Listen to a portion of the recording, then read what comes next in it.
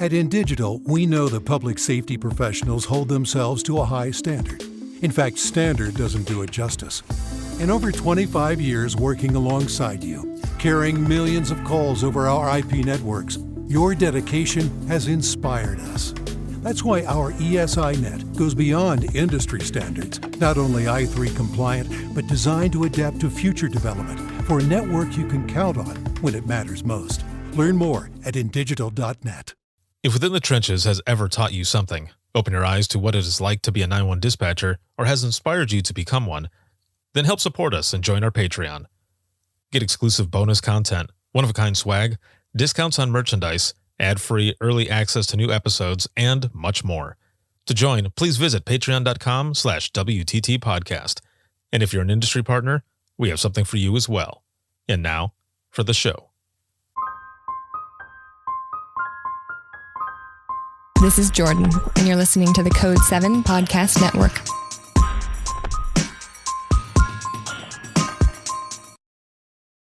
Warning. This episode contains the 3 A's of podcasting: adult content, adult language, and awesomeness. You've been warned.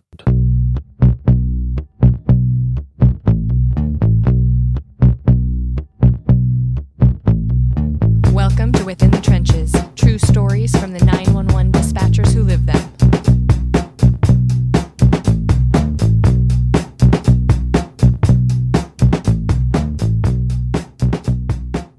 Hey, what's going on? This is Ricardo with the Code 7 Podcast Network, and this is Within the Trenches, true stories from the 911 dispatchers who live them. This episode is sponsored by InDigital, a leader in next-gen core services, and a big shout-out, as always, to subscribers of the podcast, whether you are on Circle, Patreon, or Facebook. Thank you very, very much, but thank all of you as well who are currently watching, listening, supporting, sharing, all of it. I appreciate it. I wouldn't be able to do everything I do if it wasn't for all of you, so thank you so much for the support. I've been doing this for over a decade now, man.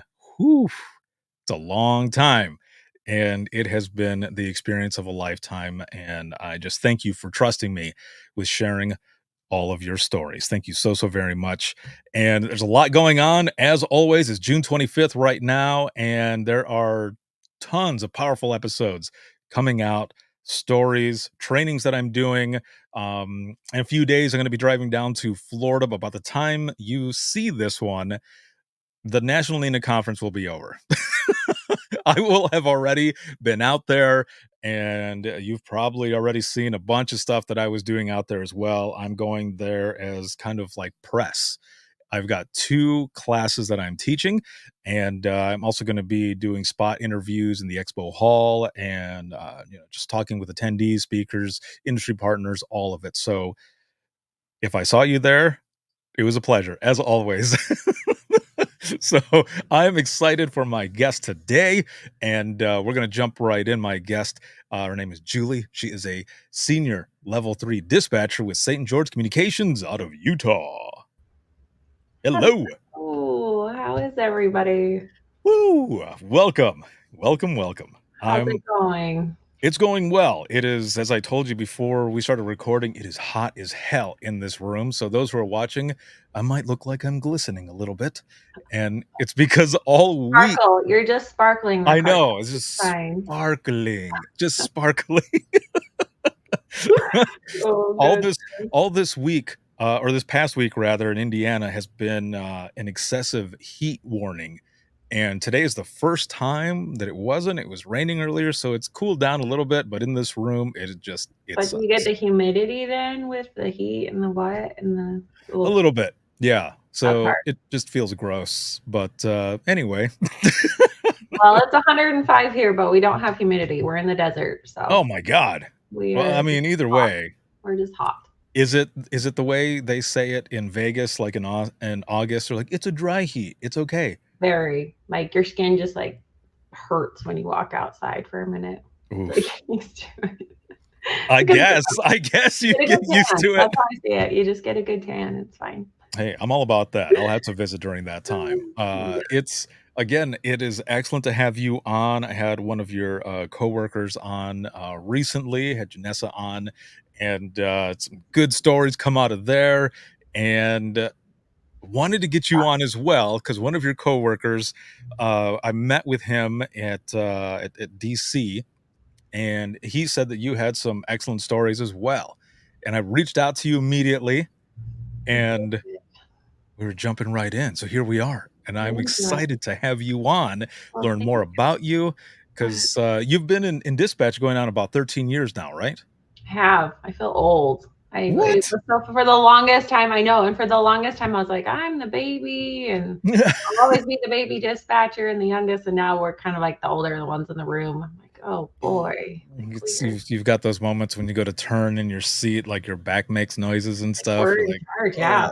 oh, Like we're the ones that are supposed to know what's happening now. So right. Yeah, most of somebody the looks time we do. Sometimes you just fake it till you make it. It's fine. right. Seat of your pants, man. There you Just go. thinking on your feet as everything is going on, as a lot of things happen with 911. But let's go ahead and start in the beginning. Let's jump into the DeLorean and go back in time. How did Oh, you get started in public safety to begin with?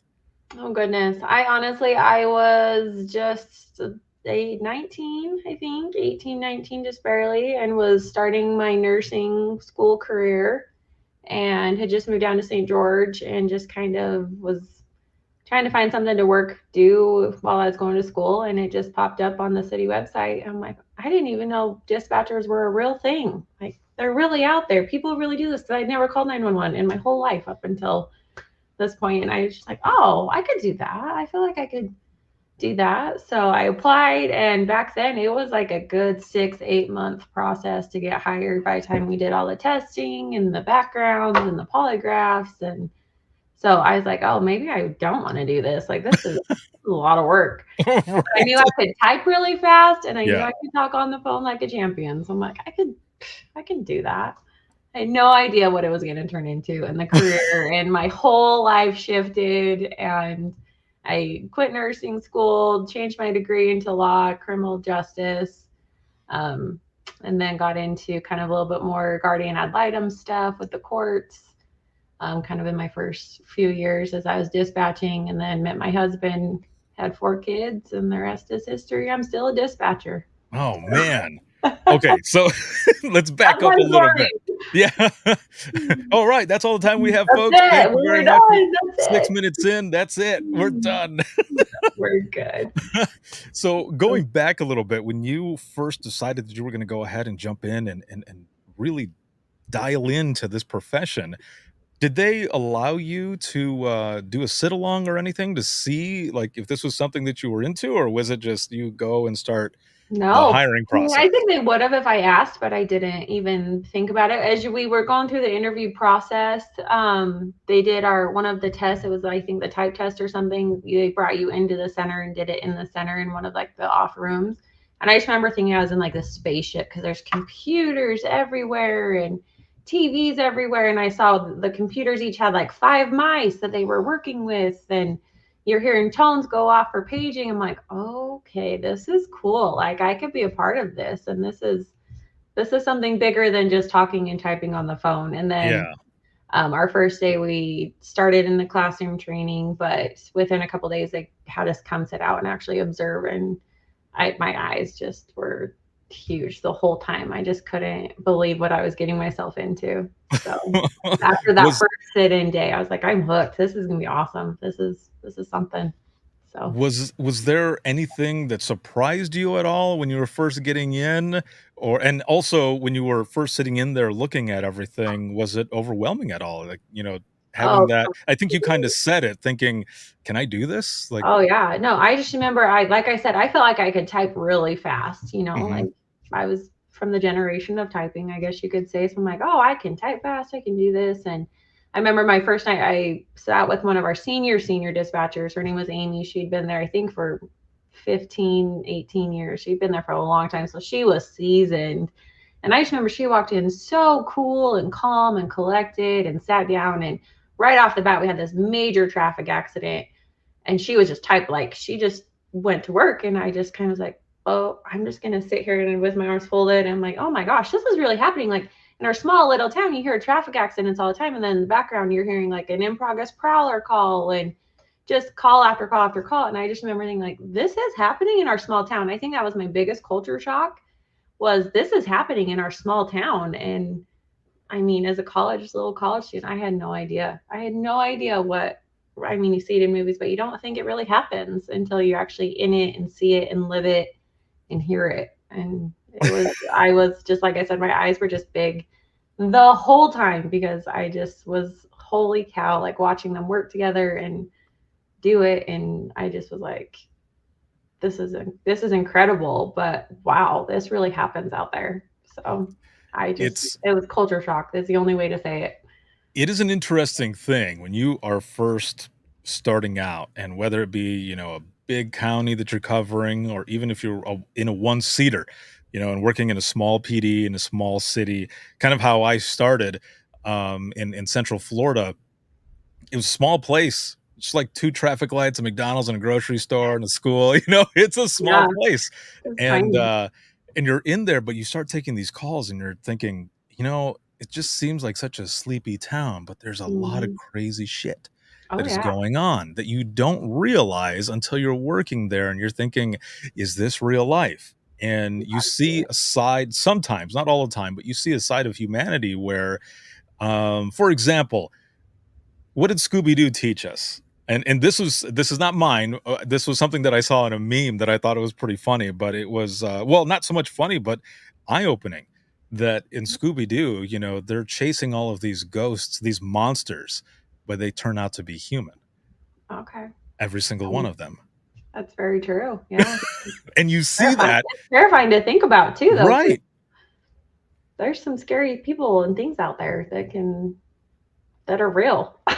Yeah. I mean, the amount of stories, the Terrifying. amount of calls, everything that comes out, and for you as well, like you were saying, sleepy town and everything. However, you end up getting certain calls and you're thinking, "This is the stuff that happens?" You Well, don't and then there's like ever the high think priority about it. incident calls are always what's so big, but then I was getting calls of like animal barking dogs and like we took a crazy accident where it was like arms cut off and then the next call was a barking dog. I'm like, people call in for that? Like that's a thing? People can call for a barking dog? 911, 911, like life or death.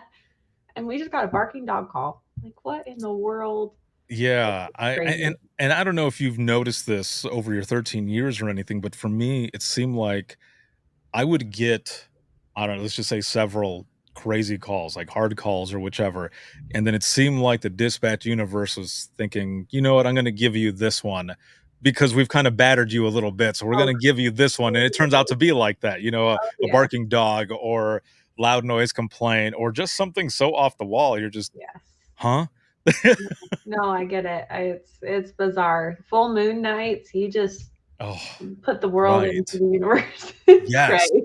Right. That's So the only way to how say it. how long was your training in the beginning? I think total it was about a year. Mhm. So the way that we did it back then, it's changed. We've got a new training manager who's just completely revamped it and it's amazing. But back then it was we started in the classroom. We were in the classroom 4 days a week. And then we would come out and console train for 2 days over like a weekend. And then we go back into the classroom. And we would only do either just phones or just radio training. I think it was just radio training at the time, Mhm. where we just learned how to dispatch. And then once we were through that, then we would just dispatch for like a couple months, maybe if that. I wouldn't even say maybe a couple weeks, and then we go back into the classroom and then learn the opposite side, the phones training, because we're a consolidated center. So if you're working a graveyard, you got to be able to answer the phone and dispatch at the same time. So we would have to cross train. So we would learn how to dispatch, work it for just a minimal time, go back into phones training, come back out, do the training, and then you kind of just were like, fly, birdie, fly. Like, Whoop, here you go. Like, it go wasn't, out. I wish I could say it was all console. And I have thought about that since we've had new administration take over and had our new training coordinator. She's a really good friend of mine, and she's just revamped the system because it wasn't working. It worked for probably like 2 or 3 classes after mine. But our turnover rate was so high. And granted, there's so many factors into that, but I do think training was a big part of it and the morale training. And it was kind of like eat your young mentality, and Mhm. it just wasn't very great. So We've since revamped that whole thing to now we console train like with us at the console. We teach them everything. They are sitting right there next to us 24/7.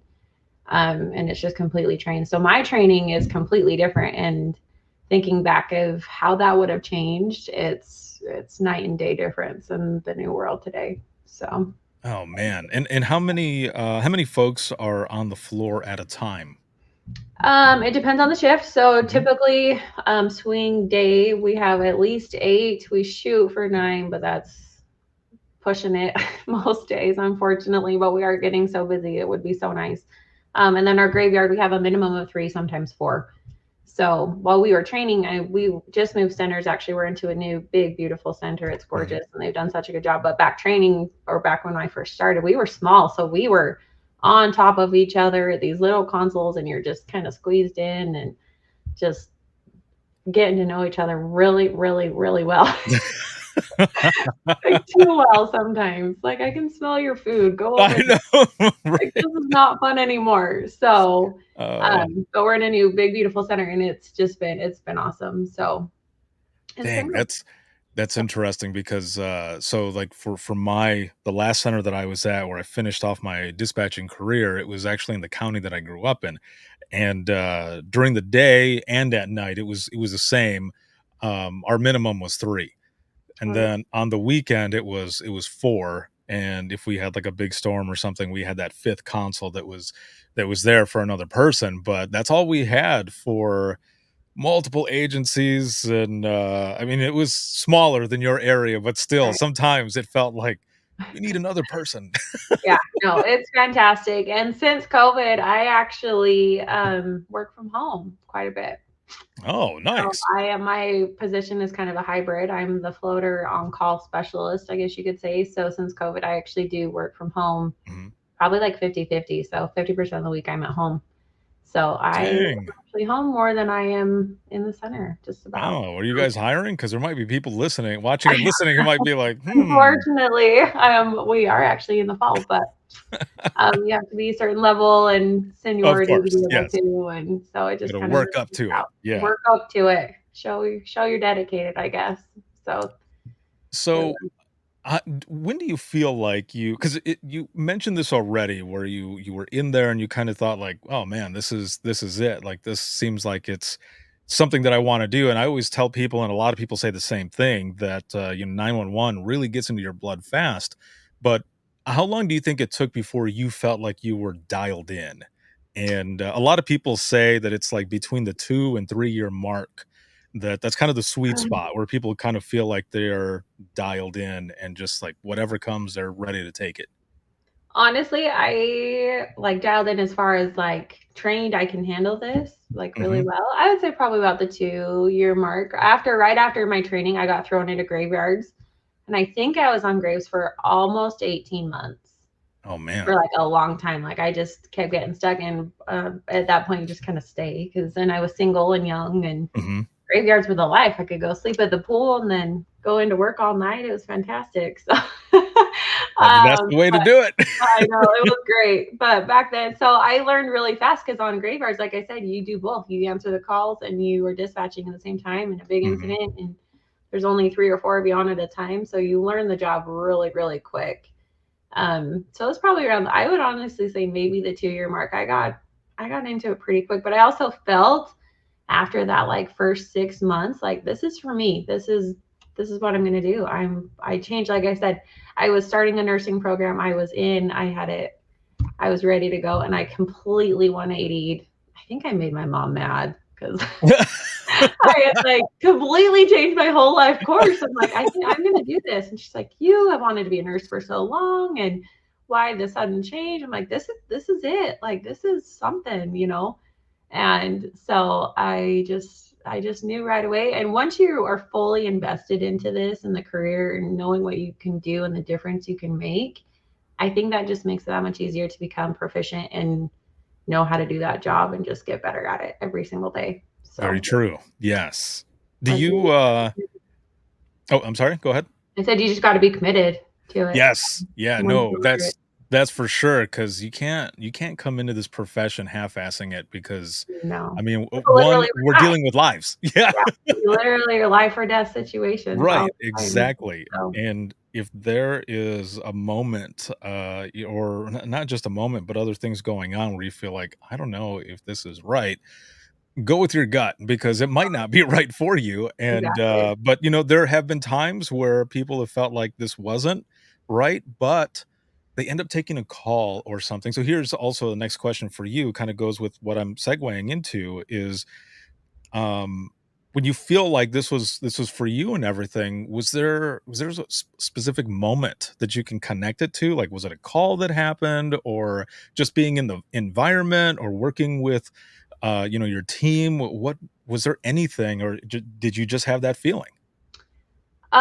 For me, I distinctly remember I was still training. Mhm. And I was pretty fresh, I think probably 3 or 4 months in, and I was sitting in one night, um, and we got a call. It was a double, well, at that point, it was a mom calling in saying her husband had just shot her son. He was trying to shoot her, and then he shot himself. He did end up shooting her on the phone, and then they found him. He had shot himself in the garage and lived. But I just remember seeing it was like this calm. We were all laughing. I honestly think we were eating Wendy's, like we had just ordered dinner. And then within like an instant, it just changed. And like I said, that first night I sat in with Amy, we had the big accident and it was just chaos, but it was controlled chaos. But this was something I knew that couldn't be controlled to a degree until we got units there and the call, and it was just like this overwhelming feeling of like, holy crap, this is life or death. And the difference that we could make, and obviously we couldn't change the outcome of that one because it just was too crazy, but I was just sitting there watching, and I kind of sat back and watched just the dispatch center kick into gear, and I've got this and I've got this and I'll call him and I'll page SWAT and we've got this. And it just, I don't know, it just like cut me to my core in the best way possible. I remember going home and I was telling my roommates at the time, I'm like, I just had the craziest night, and like, this is real and I get to do this for a living. Like, if I can make it through training, I get to do that and be one of those professionals that was there on that night, and not even just helping the people on the other line, but the officers in the field and everything else that goes with it. So it just, and that's, I really think that was the day that I 360'd, and actually I think I dropped out. I stopped going to nursing school like right then. It was the beginning of a semester. And I'm just like, nope, I'm done. I'm gonna 360 and go into law enforcement. This is it. I'm going all in or nothing. Wow. So it was that particular call that really not resonated, but just made a difference. And this is for me. So Oh, there's those moments when those calls come in, you get that sense of, like, pride, right? In everything oh, that you're doing, and that satisfaction as well of service, in a sense, where, I mean, you're helping these folks that are calling in, living their worst nightmare, and at the end of it, and it's weird to say it this way for those who are watching and listening, they're in the general public who might not understand. You might think I'm an asshole for saying this, but you get that moment of, I did that shit. Like, I oh yeah, did that. My team did that. We did that. We worked it. And it's not like, yeah, it's not like that, right? You're not celebrating a win or something, but absolutely. it's just that satisfaction of service. Like, wow, we Right. did that, and we were able to Yeah. help and go through the people that were going out there. Like, that's what I mean by that. I always have to explain because for Right. those Oh who've never been no, in it, right? Like, they're probably like, what a dick. Like, this no. guy. No, but I mean, if you don't laugh, you'll cry, and if you're not proud, like it's Right. cool You to got see to be it. proud of the stuff you do, man. Like, Exactly. And how we can impact. We are one of the biggest impacts of a call and the outcome of a call. I mean, the officers out in the field and it's first responders in the field, but really it starts and ends with us. mhm. Like, we are the first ones to take the call. We're the ones that they tell that they've got the suspect arrested or the suspect's down or whatever it is. And it really does start or end with dispatch. And so it's good to be proud. It's What did your roommates think of what it was that you were They thought doing? I was crazy. They're like, "You wanna hear this, you wanna do this for a living, you are," because like I said, I was just young and dumb and just so naive to the world and everything else, and so I would come home and kinda tell them some of these calls, and they're just like, you want to listen to this for a job, like all day long, you can hear things like that. And I remember I just thought it takes such a special person. And if I can, I feel like if I can do that, and then maybe that makes me a little bit more special too. I don't know, because it really does take a special person to be a dispatcher. Not everybody can do it. We've proven that time and time and time again Oh, for sure. with Yeah. new hires. And So it takes a certain person and personality and type to be able to just do the job. And I was just so confident I could do it. So And I did. about a month or so ago, I had someone on the podcast who told me that between 2 and 4% of the American population can do the job of a 911 professional. Oh, geez. That's terrifying to think about. That's not a lot. And I think No, that's it's not. running into such an issue now with like hiring and staffing, and the staffing crisis in the industry is just Hmm. sky high. So if you really think 2%, we're already limited. We're already like trying so hard just to keep our heads above water and not drown over here. So That's to be true. able to be able to change and do the job. I will say our center is so awesome, and we've changed kind of our hiring process with it all, and our training coordinator, she's kind of changed, and we've gotten such a fun new group of trainees. I feel like I said, it's a special person that can do it, and we're supposed to be fitting into these little boxes. But we've hired some of the funnest individuals and personalities in the last probably year and a half that have just completely changed that mentality, and it's kind of fun to see. So don't underestimate everybody. That 2% can be I bigger than you think it is. I love that because so in this communications course that I teach, one portion of it is called Triumph Through Struggle, and it's where we talk about bridging the gap between seasoned and new dispatchers to curb the urge to eat our young. Because I went through a similar thing as well, kind of like you and a lot of others out there, right? Where you are the one who ends up being on the other side of the young person who's being eaten. Oh yeah. And Being in, just like being destroyed, and you yes. you want to do a good job, and for whatever reason people are just like, yeah, whatever, I'm not going to learn your name until you get through. So I No. think that one of the big things is just us communicating with each other and helping people feel like they are welcomed, like they Oh, are absolutely. heard, because I'm a firm believer that at some point in time, each one of us, we forget what it was like in the beginning, and sometimes that's why some of the folks they continue that vicious cycle, and there are some centers out there that are still the same way. So we can want more dispatchers in the world or whatever, but if we can't fix the culture piece of it, it's Oh, not going to work. Like, absolutely. that whole campaign is not even going to do anything, No. because people aren't going to stay. No. So if I we can actually work did on put in my communication. 2 weeks. At the start of COVID, I did put in my 2 weeks. I went Oh, no in. way. I did, just because the culture was so low in our center and staffing. I just had my fourth baby. COVID was at its peak. It was ugly, and I just like, I don't know if I love it anymore, just because, and it wasn't the job itself. I knew I loved the job and I was good at the job. Right. Yes. But the culture, I'm like, this is just not worth getting paid what we were getting paid at the time to do. Exactly. So I'm like, I actually went in, and that's when I started working from home, because my at the time manager was like, we're desperate. Like, can you at least just work from home? And it wasn't that I didn't want to be in the center with the people. I loved the people I worked with. It just in general just had that hard feeling that I was just tired of it. So I actually went home with our Go Kit and started working from home. And then we had a new center manager get put in. Our other one retired, and it completely 360'd. Like, I wish I could show the difference in our center now, and the culture and how strong we are. And our training program has completely changed, where we get the trainees involved, and it is miraculous. And I don't use that word lightly, but it has just been so fun to see, to where I'm back full time. I was part time. I went part time after about 3.5 years, almost 4 years, after I had my second baby. And I was part time for about 7, I think. Um, and then I came back, and I loved the culture so much after that change about 2 years ago now.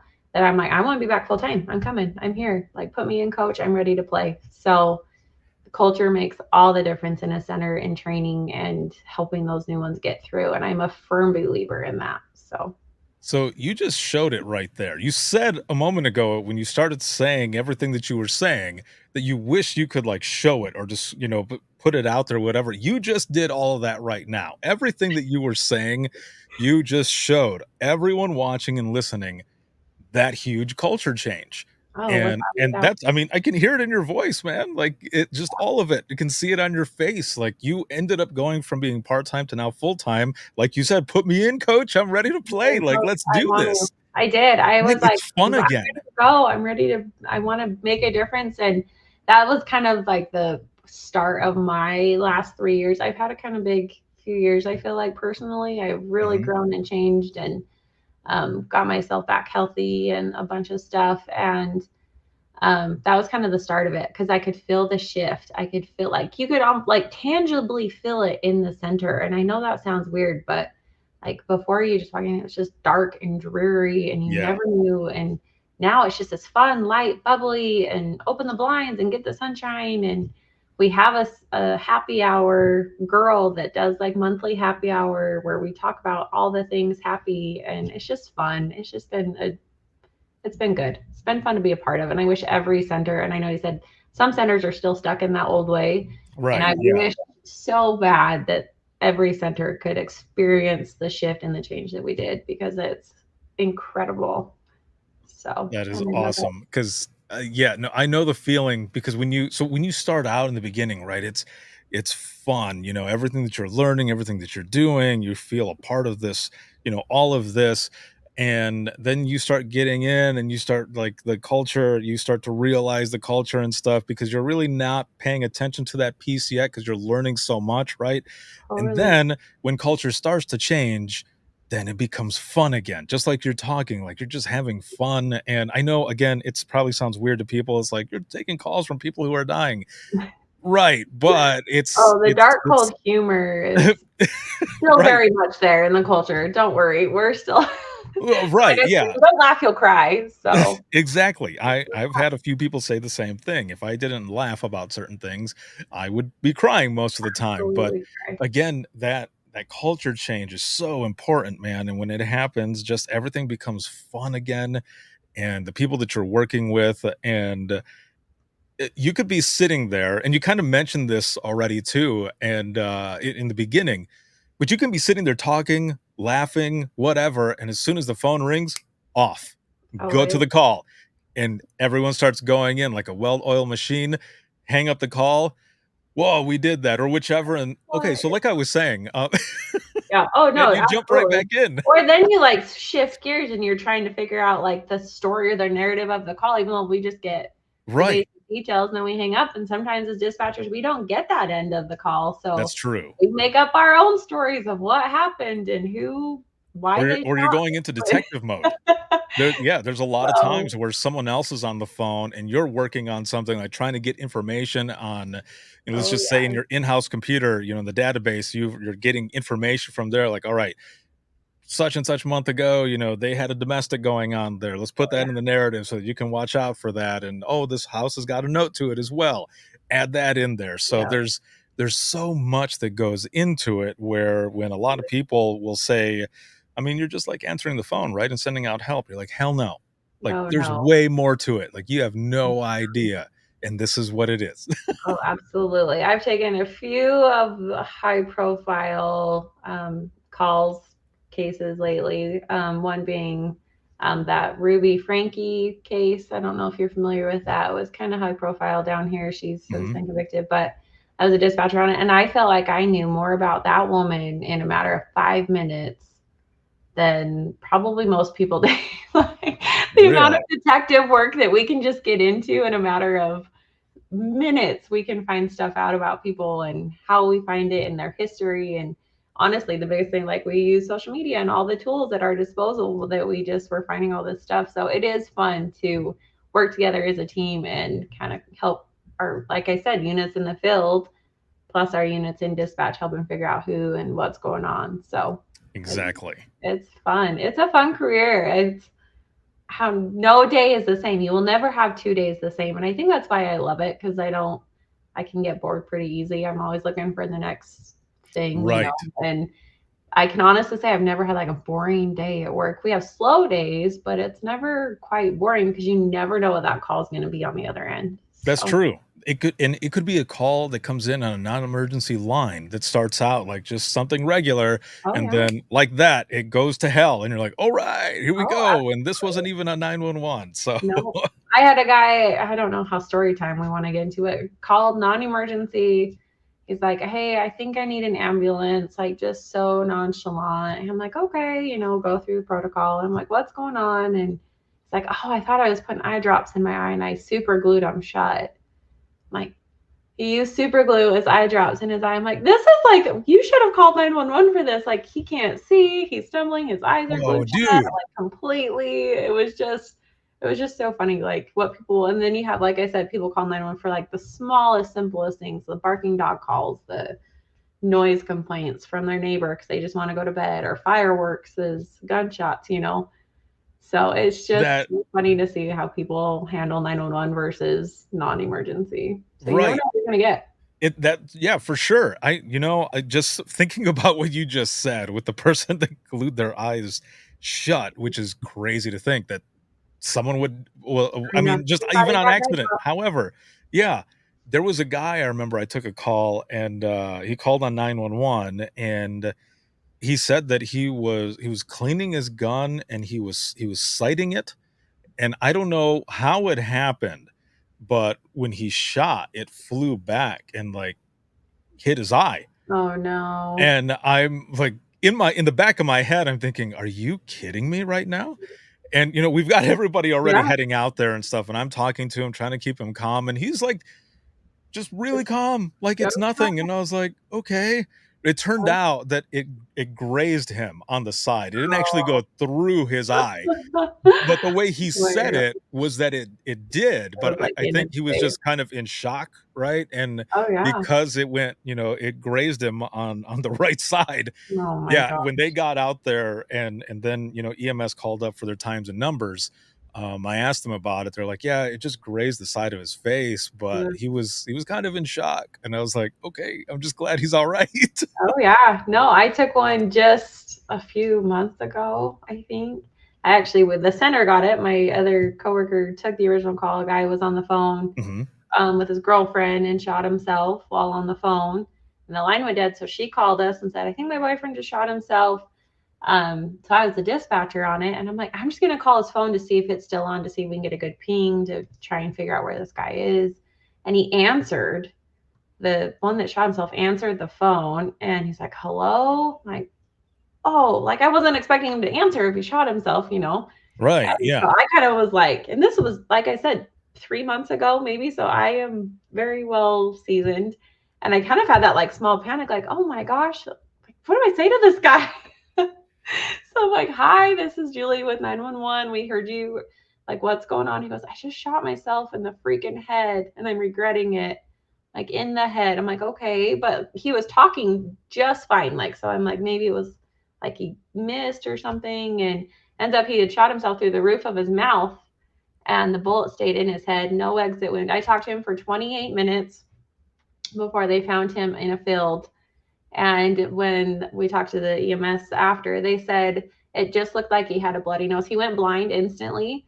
So he was walking around this field in the middle of nowhere, like trying to find something. And he went blind instantly. And so they said when they found him, it just looked like he had a bloody nose. Like his whole face was shattered internally. Um, Right. but had they not said that he had been shot in the head, they would have never known, talking to him. And we just talked like casual talking, and I was trying to help him like navigate where he was or tell me how he got to where he was and things like that. So it's wild. It's wild, the things that we What? hear and do. And yeah, and they said he just looked like he had, and they asked him in the ambulance, they said, do you want some pain meds or something? He's like, no, I just kind of have a headache. It's like, you just shot yourself in Bro. right Right. in his head. That's like that the Yeah. final one of those final scenes in Fight Club when Yeah, it was wild. It was a crazy one. So wow. Okay, so I mean, I gotta ask, and I don't know if you know, because obviously we don't always get closure, so we don't know right. the rest of the story, but so you said he went blind instantly. Yep, Now, he hit did he so get his I vision do back? nope, so we did follow up with him. He lost his vision in one eye, the other one's pretty almost gone. He, like, severed one of his optical nerves or the optical nerve, I Wow. don't know the term. And he had crushed every bone in his face from, like, here up, just shattered it. And, um, yeah, but So he's no just exit wound, and simply it was weird, they lucky said to the be bullet alive. fragments went, like, around his brain, so there was only 2 tiny little fragments in the back of his brain. Like, it just he did it right somehow or wrong, however you want to look at it. That's horrible to say, but Oh my lord. he is still alive. I think he's still in the hospital, but he's still alive. They said it was a lot of extensive surgery to get him back to where he needed to, but That it's, that it's again, that's one of crazy those moments where, people are lucky that they're like someone else obviously is looking out for the for the real. people when stuff like that happens. Yeah. And yeah, you get to be a part of that. So just like for example, you could be sitting at home or visiting family or something, right? And they got the TV on, news comes on. Let's just say, for example, that news story comes up and they're like, I wonder who took that call. I wonder what happened or whatever. And you're just kind of like raising your hand. Oh, it was me. I know. It's crazy. It's so great. And like I said, 28 minutes, like that's a long time to be talking to somebody. For Our average sure. calls don't normally last that long unless you're in the middle of nowhere. So And I to know we've all just taken one of those long ones that you have to just stay on the line with them and just talk to them yes. about everything, life and why he did it. And like I said, you get to really know people and their circumstances through these And kind of calls. the So fact that he said that it just felt like he had a headache. like, I just feel like a headache. I know my nose is bleeding, but I just feel like I have a headache. I'm like, oh, okay. And there's no way Wow. to control bleeding on the top of your mouth in Pro QA. Uh, So there we you just go. I was just trying to keep him talking at that point. So we ended up finding him because like I said, he was blind. It was dark. It was about 2 a.m. And so we had our officers just honking their horns nonstop. And he was just walking towards what he thought was the sound of the horns and the sirens. So it was See, crazy. and that's another thing right there that I want people who are watching and listening to know, especially if they're coming from the general public and such, is there's a lot of times where we have to basically think outside the box Oh, and absolutely. do things like that because in the area where I dispatched in out in Allegan County in Southwest Michigan, there's a lot of game area, state game area, and people would go hiking and stuff, and they would get lost and then they would call in and like they'd be freaking out like I'm lost, like I don't know where I am. And during the time that Right. I was in dispatch there was no rapid SOS, Oh, I love there's it. nothing like that going on. And so all we would have is we'd have to fill out a sheet to send a fax to Isn't it's it so it's funny? so The yes, difference. it's so Oh horrible to my goodness. say, like, I Yeah. bet you anything, there are people who are watching and listening right now who are, "What's a What's the fax? facts? What Oh is yeah. that?" But we would have to get the Oh my form gosh, and for now we those have who the don't know. technology. Oh, it's Right, yeah, so yeah, and for those who don't know, fun. we would have to fill out this form really quick. Well, first, we'd have to run a phone number through, a Oh, yeah. website, a regular website. This is a public one that we use. It was called Phone Finder. Yellowpages.com. Well, there's Yellow Pages, but there was one called Phone Finder, I still and use Phone Finder. Phone oh, do Finder's you? great. Yeah, Oh, yeah. So, yeah, I to still find use out the Phone Finder. carrier. It's Yes. fantastic. Yeah, you find out the carrier, you fill out the Oh, form, yeah. you send it to, whatever carrier it is, and then they call back to verify who you are, of Oh, course, yeah. and then They you still tell do them what that it to is that you find out. need. What's that? If you need to come work at you need to come work at Console, they still do all that. They still are Right? like, "Here, Like, you're screw still them with trained, us." you're still good to Yeah. go. And then hopefully, they would be able to find the person's location, but a lot of Yeah. times they couldn't, especially in that game area, because there's, like, no signal out there. Oh, And, absolutely. so we would have to do that though. We would have an officer going by and we would say, "Can you see the lights? Can you Yeah. hear the sirens? Can you Tell me hear them the calling you?" landmarks. Yeah. And Oh, but your person was blind. So, yep, he was blind, blind as a bat. oh, So, man. I know, What it's crazy. craziness. What a profession. What a I know, profession. it's so fun. It I is. was just Yeah. like, you kind of, he's like, and this is how I feel like I've changed over the years. And this is Mhm. when I kind of also had a realization, not of that I knew the career was for me, but just in general. So back then it was my now husband, but we just started dating. Mhm. And he had a nephew that lived out of town and he had tried to hang himself. And I distinctly remember this. I was on a treadmill, I was working out, and he called and he said, "Hey, I'm sorry, we can't go out tonight. I've got to go to see my brother and my nephew. He tried to hurt himself." And my first, and now thinking back to it, I realized how horrible it sounded. But my first question out of the chute was, "Oh, how did he do it?" It wasn't, "Oh, is your nephew okay?" or "Is everybody okay?" It was just, Mhm. "Oh, how did he do it?" Because he said he tried to kill himself. And his reaction was, "Wow, yeah, he's fine, Julie, thanks." And it kind of like shocked me. I was like, "Oh my gosh!" Like, because I just go into dispatcher mode. Obviously, when Right, something traumatic exactly. You happens, start I need asking to know, like, questions, where's yeah. the weapon? How did we do this? Where's the suspect? What's going on? You know. So that's when I realized I needed to change and learn sympathy versus empathy, and that's kind of how I've grown into it over the years. Is that conversation specifically, and I was about 2 years into it. Um, that was a game changer for me. That was that conversation, and now I've talked to him about it since, and he's like, "Oh, I thought you were like next level crazy. Like, who asked that?" It's not like a normal person wouldn't say, "Hey, how did they try to kill themselves?" It's like, "Oh my gosh, are they okay? What can I do?" It's just like, "Oh, how do you do it?" You know? Right. We're So, we're we're all like the Cheshire cat when he says, "We're all mad here."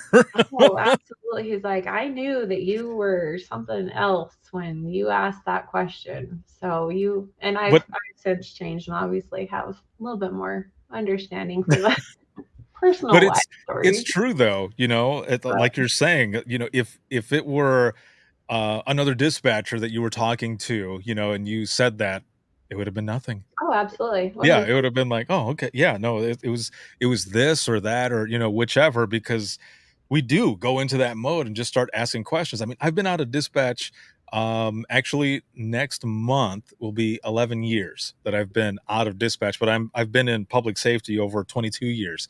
But all of that stuff sticks with me. Like I Um, still have the dispatch ear. When I'm giving directions, I give directions as if I'm doing it, on a phone call phonetic or something. letters on the phone. Yes, phonetic. Yep, doing the phonetics and everything. Like, "Which cross street are Oh, you by?" They're like, "I don't know what you're saying." Like, my the kids know roads that 10 in code. say that again? My kids know 10 code. Oh, do they?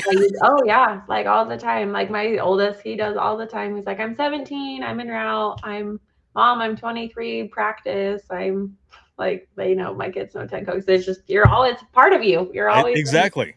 It just is part of us. always there. It's what you're a part of, and I love that they're like that. Oh, Now, they absolutely are. I It's I want to I wanna see if I can do this. I don't know if I'm able to do this, but I wanna see if I can, because I wanna segue into a call that you were telling me about, one that kinda sticks with you here. And it there's a oh, certain response that, kinda goes with my hat here a little bit, ties in, the I am 911. yes, yes, so I wanna Oh, see if I can share this over here so that we can see this and, hopefully hear it as well. Alright, here we go. Let's see if this works. I think this is the An whole new. incident on Monday turned a couple of 911 emergency dispatchers into first responders when a vehicle crashed into a minivan in the parking lot of the St. George Consolidated Communications Center in St. George shortly after 6 p.m. Inside of the vehicle was an unconscious driver who had overdosed and was unresponsive, while her two children were in the back seat of the car. The passenger, meanwhile, jumped out of the vehicle right after it crashed and ran from the scene, while the minivan's owner, the 911 dispatcher, Julie Packer, was just walking into work when the crash took place and then found the unresponsive driver, who she pulled out of the vehicle and started chest compressions while calling 911. Inside of the building, emergency dispatcher Michael Higley, who took the call, was able to dispatch the info to emergency personnel within 12 seconds. And then he ran outside to assist. Higley took over chest compressions while Packer took the two small children inside of the call center to get them out of the cold, and she and her husband took care of the toddlers until a social worker arrived a few hours later. Justin Grenier said the call center's new technology and the quick actions of both of the dispatchers likely saved the life of the driver, who was transported to the hospital. The passenger, meanwhile, was located and apprehended by police shortly after the crash, and she was booked into jail facing misdemeanor drug and paraphernalia charges. The following is the emergency radio traffic that detailed the events as they took place. With one of our dispatchers that's currently in CPR. I don't know if anybody's aware, but there's possibly 2 kids. And we're being told by dispatch the female just took off southbound 200 east. Who gets here, have them in her. Where do you want CPR? Anybody's medical, we've got vaginal breathing. CPR still in progress.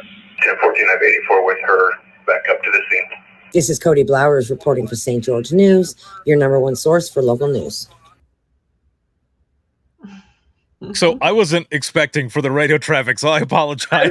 Oh, you're playing it. This is it. So I didn't know that it was going to have the radio traffic. I know, like, for some folks, like, sometimes radio traffic, you hear it back and you're like, ugh. No, that was the raw. That was it. It was chaos. So what exactly, I mean, so we see what's here, right, and the news story, but for you, what happened as it's going on? Because the title of it here, for whatever reason, it says, I am 911. And so what happened? Oh, goodness. It was the craziest thing. And the events leading up to it and how it played out, I would be crazy to say that it did not start long before the incident actually took place. Mm-hmm. The first being, we have a parking lot, and I never, ever, ever park in this one spot. Just because it's kind of close to the road and I just never do. And driving to work, I got this crazy feeling just over and over, call your mom, just call your mom today. You need to call your mom. And I am like the type personality, if I'm not sitting at my work console, my computer 15 minutes early, I am 30 minutes late. And so I am always early. And so I got to work and I remember thinking, I'm like, oh, I got to get in there. I've only got like 15 minutes to get there. And I just kept having this feeling like, hey, you just talk to your mom for a little bit longer. Just stay on the phone in your car and talk to her for a minute. And I also parked in that same spot. I'm like, if I park here, I can talk to her for 2 minutes longer. And then I don't have to walk out as far in the dark. Because I was working a graveyard going in for a long haul that night. Mm-hmm. And so I parked close where I never park, and I was on the phone with my mom. I'm like, okay. And so I get out of my car, and I'm probably 20 feet from my car, 30 maybe. And I hear this crash, like this massive thud. I'm like, what in the hell? So I turn around, and I see that my car had been pushed 10 to 15 feet out, and it had like been rear, like somebody had backed into it. And so I just thought it was like somebody left their car in neutral or something, Mm-hmm. And the driver, I automatically hear screaming. I hear kids start screaming and yelling and crying. Pretty young kids. They were like 2 maybe and 5. So I knew they were young. So I'm like, oh crap, there's kids in the car. Or did a kid put it in neutral? Or that's kind of where my first, and then watching back, it's funny to see the video footage of our security cameras. Like you kind of see me like sitting there like, what happened? Right. And so I see the passenger jump out, and she just starts yelling, call 911, call 911. She took something. And I actually, as a joke, it wasn't a joke, but my first initial response was, I am 911, and that's my damn car.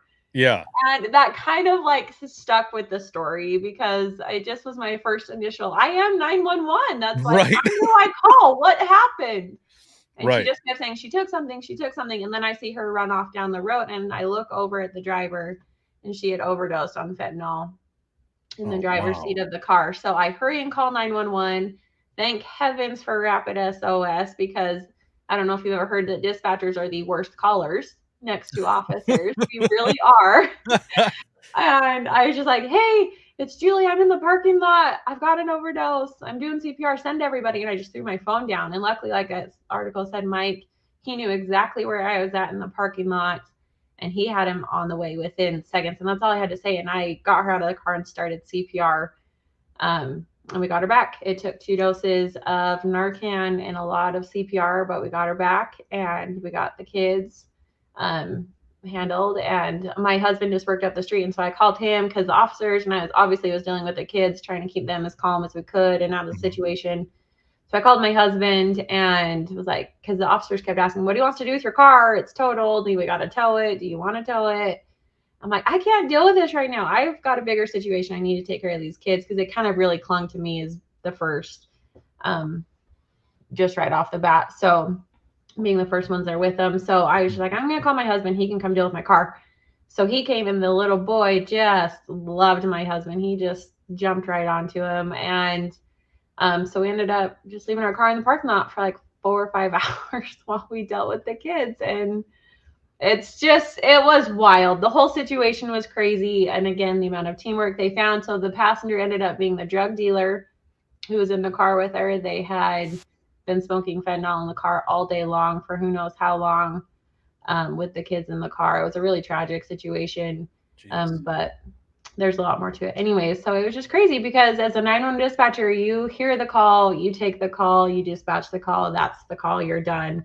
So to be on the other side was a whole different level of crazy. And I know I said we joke about I am 911, and everybody uses that hashtag, especially with your podcast and everything, and anybody that posts anything 911, it's I am 911. That's just kind of the natural. But it was so fun, and to hear and say it out loud and looking back into it, I'm like, oh my gosh, I am 911, and I do that. So that's how the story is. I am 911, and my boss loves to tease me about it, because now every time I walk into the center, it's all, hey, I am 911. I'm like, I am 911. That is wow. So, That is a story. But also, you ended up getting an award, didn't you? I did. I was nominated Dispatch of the Year just as our center, but it just kind of happened to be in the same year of all of that. So whether or not that was it, I don't know, but that was pretty cool. Pretty cool. I did get a life-saving award from the mayor from that, which was very cool and tender. And we don't do it for the recognition. I don't think any dispatcher gets in this job for the recognition. Obviously, you're kind of the unsung hero, I guess is the term for it. But it was kind of tender. It was cool to kind of see, like I said, see the other end of it and kind of hear that life-saving side of it from that point of view. So see, and there are people out there who say that we're not first responders because we're not out there at the scene and we're not doing things. Light bulb. Yeah, you were there, and there's a lot of dispatchers. I mean, look at Janessa. Yeah, she did something as well. Yeah, we both did. It was crazy. She had one too. She was running a 5K, and some guy just dropped dead in front of her, and she started CPR in the field too. So see, and crazy. That was one of the questions that I had asked her during that time, and you basically just gave the answer to the question that I had asked her, because I've done something similar. But I've always said to people, like, because we get the training that we get, and not everybody gets medical training for like EMD, emergency medical dispatch, because not a lot of centers take medicals. But for those that do, and you've got that training and everything, I've said to other people too, do you ever have those moments when you're at the store and you're in the checkout lane or something and you see someone? Do you ever start going through scenarios thinking, if that person or if somebody was to drop, would I be able to run and start working on them right away? Because you've done it over the phone many times. So would you do it in real life? And obviously the both of you did. I had a time years ago where my son, who's now 20, at the time he was like 4 maybe or 5, we had walked outside of the duplex that we're living in, and because for whatever reason inside the duplex I couldn't make a phone call. I would have to step outside to do it. And I was getting ready to order Chinese. And so we both walked outside and we hear, help, help. Oh no. And I was like, what? And I'm looking all over the place, and I looked down at Logan and I said, do you see anybody? And he's like, no, Dad, I don't see anyone. And I was like, well, maybe somebody's watching TV. Maybe that's what we're hearing, is someone watching TV. And then he heard it again. And so I'm still scanning, but then I look down and there's an elderly lady. So across the street was what is it called? Just like an old folks home, Mhm. and adult foster care is what it was. And so it was across the street, and this lady was laying face down right Oh, in the no. entrance of the parking lot with grocery bags on either side. Oh, And I told him, I said, "Run inside and tell your mom that I'm going to call 911 and help this lady." And I run across the street, and I'm remembering all of the protocol in my head, oh, like, yeah. "Don't move her unless she's in danger," and she is actually in danger, and because Right. it not been for us seeing her, and we didn't just I mean, we were scanning all over we never looked down. If someone was driving, they would have run her over. Right. And so I run over there and I'm like, "Ma'am, are you hurt or anything? Can I pick you up?" And she goes, "Oh, I just fell. You're like my guardian angel. You just came Oh. out of nowhere." And I was like, "Oh." And Oh, I bless don't her remember her name or anything, but heart. um I remember the nurses. They were looking out and they're like going like this, and I'm waving at them like, "Get Like, your "Come and asses help out me, here. Like, what are hello." you doing?" And so they're trying to open the door that she's by. So here's the thing. She went to go do grocery shopping on her own. They told her that the door where she parked was gonna be locked, so she had to walk all the way up front. They told her wrong. The No. front door was the one that was locked, the other one was open, and there was so much in her bags. I mean, she was, like, almost 80 and Oh, sh bless her and kind of heart. frail a little bit, but she's carrying these big bags. So, I go to lift her, and in her on her forehead, this flap of her forehead skin just, like, comes off, and she just starts bleeding. I'm like, "Oh my god." Oh, great. So This just got right. worse. So then Oh, one of the no. nurses is coming out and again, I don't remember her name, so just as an example, they're like, "Oh, Helen, what did you do now?" And I'm Right. like, "She's bleeding." I said, "Get her a dry cloth." Guys, And Kleenex off their towel. yes, I started going through Pressure. protocol and stuff. Isn't it so funny? And you just don't forget it. Like, Right. you just Yes. don't forget that training, It's and it just there's kicks in. It really does. it does. There's those moments, right, Yeah. where you think, I've "Could you delivered a do it?" baby in And you the did. field from What? I know, and granted, I had 3 of my own at the time, but Okay, I you gotta tell me about this as we're going into the wrap up of this oh episode, my gosh, please. we're going into the red. It's a story, but so before this, I had already delivered 3 over the phone. I am like Mhm. the chosen baby mama of our dispatch center. Well I done, delivered well 4 done. total. Now, I do have 4 baby births, delivered happy, healthy babies, but, so I do know how to do it over the phone very well. But I was at a football game for my nephew and I saw this girl walk in and every 10 steps, she was kind of leaning over. I'm like, I would bet she's having contractions. Like, and as a mom, I've been there, done that, and Right. so anyways, I just saw her. I'm like, and so I find her husband, big Polynesian guy, just massive. And the Polynesians, they just are family oriented. So behind him was like 2 more even bigger Polynesian guys, like clearly dad and grandpa style. And like I said, every 10 steps, she would just hunch over and kind of like I'm like, she's having contractions. So I was watching her walk down this ramp at a football stadium, and I finally just walked over to her because I could tell she was not going to make it to the parking lot. I'm like, these are getting quicker and quicker. Like, it was every 5 steps at this point, which means they were like 20-second contractions. And so I talked to her. I'm like, "Are you in labor?" And she's like, "Yeah, I don't know. It's my first." I'm like, "Let me rephrase. I think you're in labor." I'm like, "How far are you?"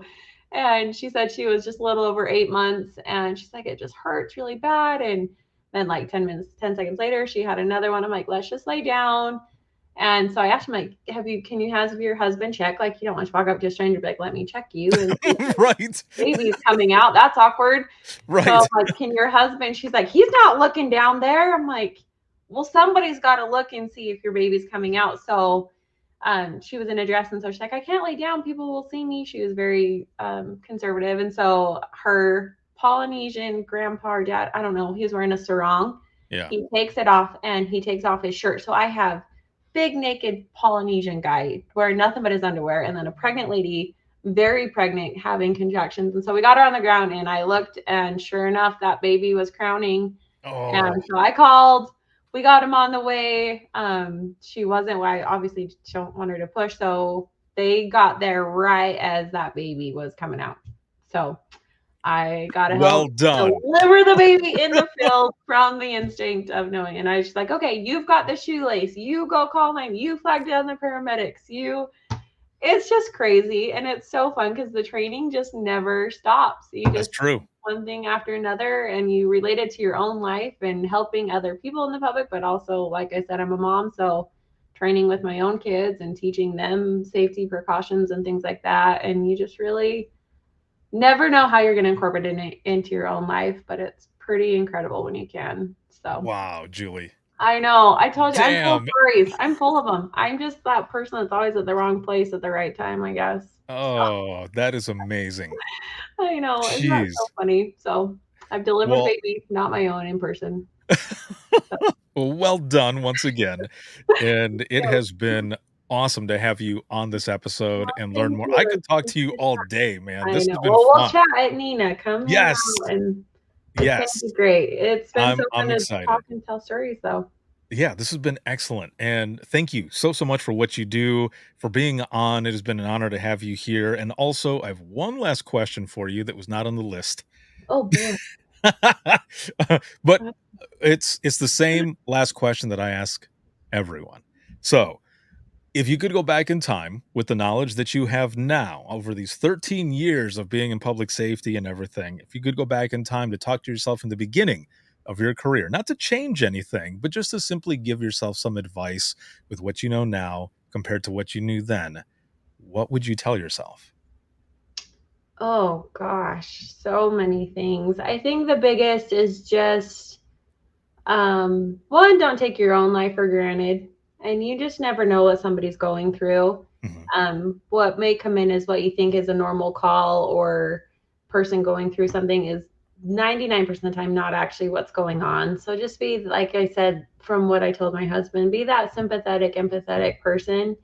And don't get hard over the years. If your soul gets hard and you kind of just notice you're losing the love for the job or the people and why you're in it, then it might be time to get out. But just stay soft and realize what a difference you are making in the world, even if it's in your small town of one stoplight and a McDonald's, or a big city where you have hundreds of calls a day. I think just remember why you do it and stay soft. I could tell at one point, and like I said, where I was ready to be done, I think I was going hard because I didn't love the job anymore, the culture. And once I kind of softened up my own, borders or things like that, I guess you could say, is when I started to love the job again. So just remember why you're doing it and what a difference you're making in the world, because you are making a difference.